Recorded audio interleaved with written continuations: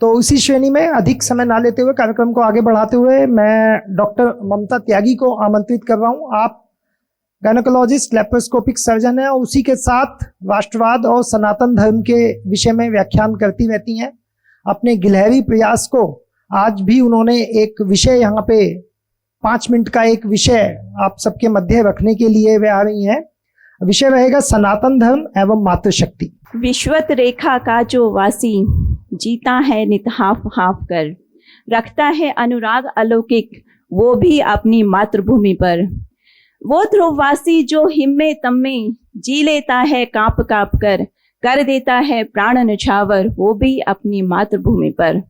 तुम तो हे प्रिय बंधु स्वर्ग से सुंदर सकल विभावों से पूरित धरा शिरोमणि पर, धन्य हुए हो जीवन पाकर जिसका अन्न जल ग्रहण कर, बड़े हुए जिसकी रज लेकर, क्या तन रहते उसको तज दोगे, बोलो हे वीरों के वंशज। आप सभी डॉक्टर्स और उनके परिवारों का मेरी तरफ से हार्दिक अभिनंदन। आप सभी यहाँ और मैं भी स्वयं श्री पुष्पेंद्र कुलश्रेष्ठ जी को सुनने के लिए ही यहाँ आई हूँ, लेकिन सिर्फ आपका ज़्यादा समय नहीं लेते हुए मैं एक टॉपिक पर बोलना मेरा मन था, ये मेरी इच्छा थी, वो है सनातन धर्म और मातृशक्ति। और ऐसा क्यों? आजकल विदेशों से नैरेटिव या वेस्टर्न सोसाइटी हमारे धर्म को ब्लेम करती है या उस पर दोषारोपण करती है कि यहाँ स्त्री को दबाया जाता है, यहाँ स्त्री को घर से बाहर नहीं निकलने दिया जाता, पढ़ने नहीं दिया जाता। जबकि मेरा मानना ये है, I am a proud Hindu female. ईश्वर ने मुझे जन्म दिया और वो भी मातृशक्ति के रूप में, और सनातन धर्म में इससे बड़ी कोई बात नहीं हो सकती। आखिर ऐसा क्यों? वर्ष में 2 बार मुझे शक्ति के रूप में पूजा जाता है, वो भी उपवास रखकर। क्या किसी और देवता को पूछते हैं आप उपवास रखकर, वो भी 9 दिन, और वो भी वर्ष में 2 बार? स्वयं ईश्वर धारण करते हैं आदर्श नारीश्वर का रूप। और हमारी कोई भी पूजा बिना स्त्री के नहीं पूरी होती या बिना अर्धांगिनी की उससे पूरी। स्वयं ईश्वर अपनी अर्धांगिनी को हमेशा अपने साथ रखते हैं। तो सनातन धर्म के लिए आप कौन होते हैं हमें ये कहने वाले कि आपके हिंदू धर्म में हमारी स्त्री शक्ति का कोई मान नहीं है? स्त्री सशक्तिकरण, वो हम लोगों को ग्रेडिंग करते हैं, मार्किंग देते हैं, रैंकिंग देते हैं। हमारी रैंकिंग नीचे से 16 रैंक दिखाई जाती है विश्व में, जहां पर स्त्री शक्ति या मातृशक्ति पर दुराचार के आरोप मतलब दुराचार किया जाता है। दहेज प्रथा और सती प्रथा जो हमारे पुराना हिस्सा हमारी व्यवस्था का इनडायरेक्टली बन गया था, उसको ब्लेम किया जाता है। कहा जाता है एजुकेशन सिस्टम में फीमेल पूरी तरह से भारत में पिछड़ गई हैं और भारतीय नारी शक्ति खुश नहीं है अपने घरों में रहकर, उसे स्वावलंबन की जरूरत है। लेकिन मैं कहना चाहती हूँ, हमारा सनातन धर्म तो शक्ति देवी को दूसरा रूप मानता है जो इस ब्रह्मांड को चलाती है। क्या कभी शक्ति को सशक्तिकरण की जरूरत हो सकती है, जो खुद एक शक्ति है, जो पुरुष को चला रही है, इस ब्रह्मांड को चला रही है? उसके लिए क्या आप लोगों के वर्ड चाहिए हमें? वुमन एम्पावरमेंट या वुमन अपलिफ्टमेंट? शायद हमें इनकी कहीं जरूरत नहीं है। यत्र नार्यस्तु पूज्यन्ते रमन्ते तत्र देवता। इस बात में या इस श्लोक में विश्वास करने वाले लोग कभी किसी मातृशक्ति या स्त्री शक्ति के साथ ना तो दुर्व्यवहार कर सकते हैं, ना दुराचार कर सकते हैं।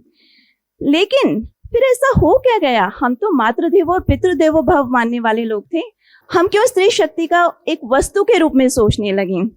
याद करिए अपने वैदिक काल को, अपने सनातन धर्म के मूल रूप को।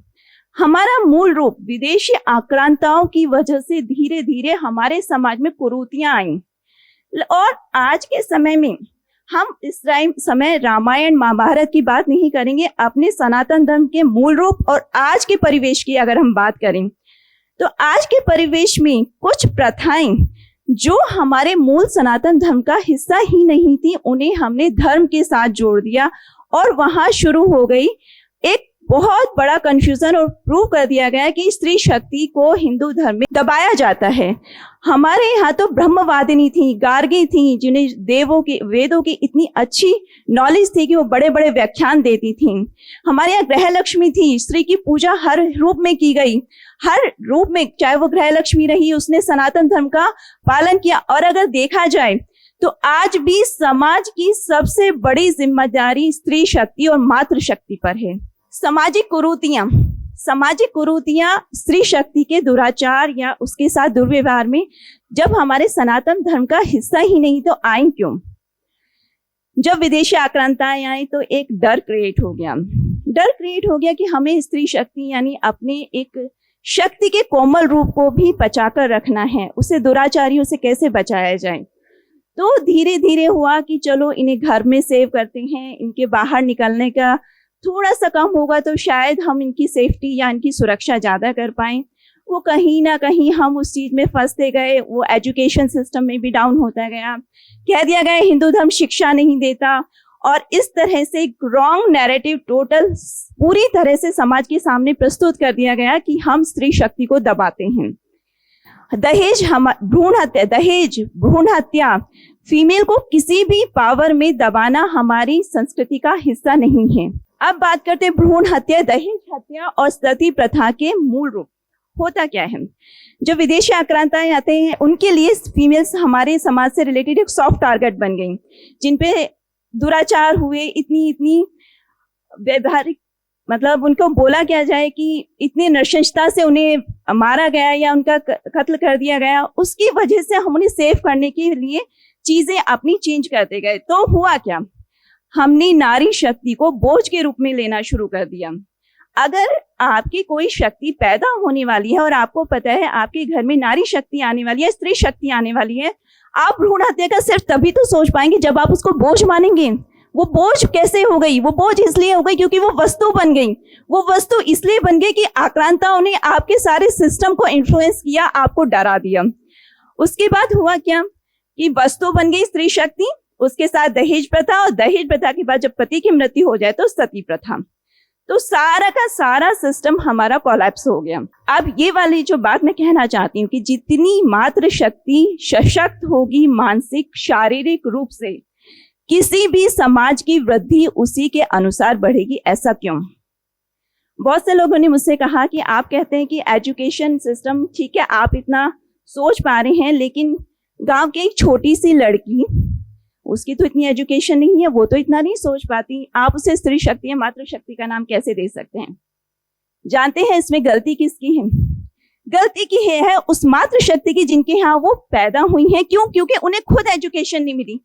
हमारा पूरा सिस्टम कोलैप्स होता गया जब हमने एक बच्चे को या एक बच्ची को बचपन से एक बोझ के रूप में यह सोच के पाला, ये पराया धन है, दूसरे के घर जानी है, हमें इसके बारे में ज्यादा कंसर्न नहीं होना। जबकि मेरा मानना ये है वो समाज की नींव है, वो पराया धन नहीं है। आज उसे आप अच्छे संस्कार, अच्छी शिक्षा, अच्छा मानसिक और शारीरिक बल देंगे तो वो कल एक ऐसी दूसरी शक्ति और पुरुष शक्ति को जन्म देगी जो इस संसार को, इस देश को आगे बढ़ाएगी, इस देश के मानसिक विचारों को बढ़ाएगी। तो हमारे इस सिस्टम को अगर देखा जाए तो हमें फीमेल एजुकेशन या किसी की बाहर की सलाह की जरूरत नहीं है। हमारे यहाँ हमारा संस्कार ये कहता है पुरुष से ज्यादा स्त्री की शक्ति पर भरोसा किया जाए।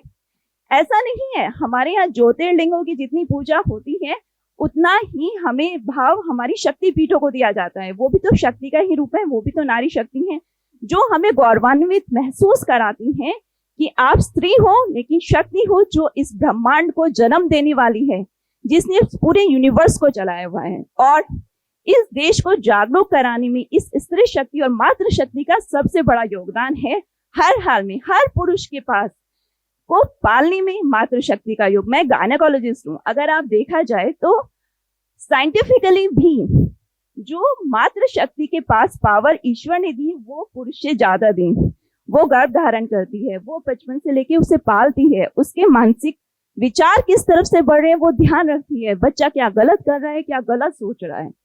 तो मातृ शक्ति या समाज का संस्कार में सबसे बड़ा रोल है। अगर हम मातृ शक्ति को बचपन से ही एक शक्ति के रूप में पालेंगे तो हमारा समाज कहाँ से कहाँ पहुंच जाएगा। Next slide. अगर हम इस सेंटेंस को सोचें, हमारे घर एक स्त्री शक्ति पैदा हुई, उसे आप बालिका नहीं कहिए, उसे आप बच्ची नहीं कहिए, वो एक शक्ति का छोटा रूप है, आपके घर में पैदा हुई। अब आपकी जिम्मेदारी है उस शक्ति को पूर्ण रूप से एक पूर्ण शक्ति के रूप में बनाना।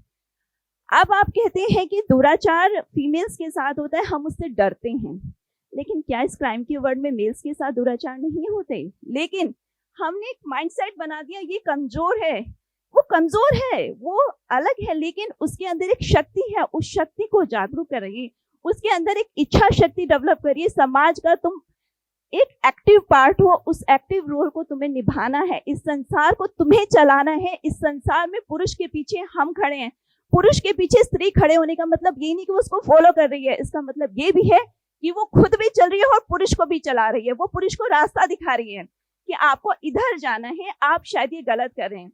हम लोग गलत क्या समझ लेते हैं, हम समझ लेते हैं कि हमारी फीमेल्स जो हैं अभी वो फैशन, डांस, इन सब में बिजी हैं, लेकिन कारण क्या? क्योंकि हमने माइंडसेट ही ऐसा बना दिया, हमने उन्हें भोग की वस्तु बना दिया, हमने उन्हें शक्ति के रूप में पाला ही नहीं। जब समाज ने उसे शक्ति के रूप में पाला ही नहीं, उसे एहसास नहीं दिलाया, तो आप उसे जिम्मेदारी कैसे एक्सपेक्ट कर सकते हैं?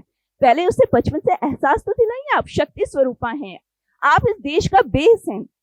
और अब मैं अपनी बात खत्म करना चाहूंगी, लेकिन उससे पहले जो मेरा मानना है कि स्त्री शक्ति और मातृ शक्ति को समाज में जगाने का सबसे बड़ा योगदान है, उसमें एक जयशंकर प्रसाद की कविता के साथ, हिमाद्री तुंगी श्रृंगी से प्रबुद्ध शुद्ध भारती, स्वयं प्रभा समुज्वला स्वतंत्रता पकारिती, अदम्य वीर पुत्र हो दृढ़ प्रतिज्ञ सोचलो, प्रशस्त पुण्य पथ है बढ़े चलो बढ़े चलो, असंख्य कीर्ति रश्मियां विकीर्ण दिव्य दाहसी, परम वीर शुक्र पुरुष हो रुको न शूर साहसी, अराती सैन्य सिंधु में सुवाड़ वादनी से चलो, वीर हो विजयी बनो बढ़े चलो बढ़े चलो। धन्यवाद। धन्यवाद डॉक्टर ममता। और आज हम जागृत करने की बात कर रहे हैं, जागरूकता की बात कर रहे हैं, और जागरण का क्या महत्व है, जागृत करने का क्या महत्व है। हम सभी जानते हैं कि हम बजरंग बली के भक्त हैं, और जिस समय समुद्र के इस पार बजरंग बली खड़े थे तो उनकी शक्ति को जागृत किया गया था, उनको एहसास कराया गया था कि क्या शक्ति आपके अंदर समाहित है, और उस शक्ति से आप एक ही दफा में किस प्रकार से समुद्र को लांघ सकते हैं। तो हे सनातनियों, आज आपके अंदर भी वह शक्ति विराजमान है, और उसी को जागृत करने का जो काम करते हैं आज के जो हमारे मुख्य वक्ता हैं